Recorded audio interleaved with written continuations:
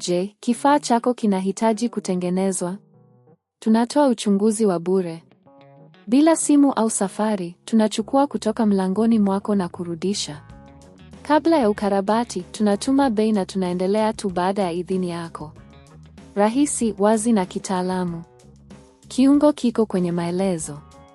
Kabla ya kuanza, hakikisha unayo vifaa vyote vinavyohitajika, ikiwa ni pamoja na screwdriver ya kuondoa screws, diski mpya na kinga za mikono.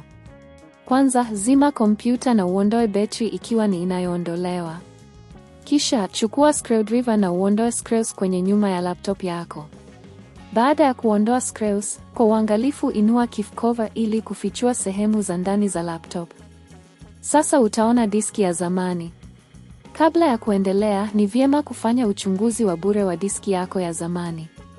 Unaweza kutumia programu kama Crystal Disk Info ili kujua hali ya diski.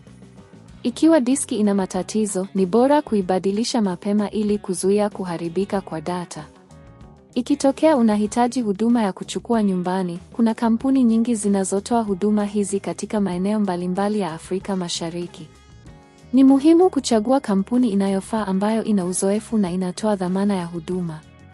Kurudi kwenye mchakato wa kubadilisha diski, kwa uangalifu, uondoe diski ya zamani kwa kubonyeza na kuhamasisha kwa upole.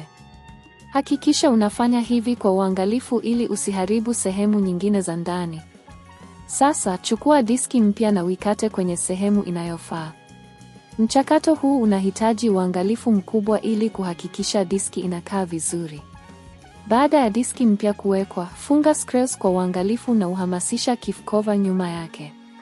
Hakikisha kila kitu kimefungwa vizuri kabla ya kuwasha laptop.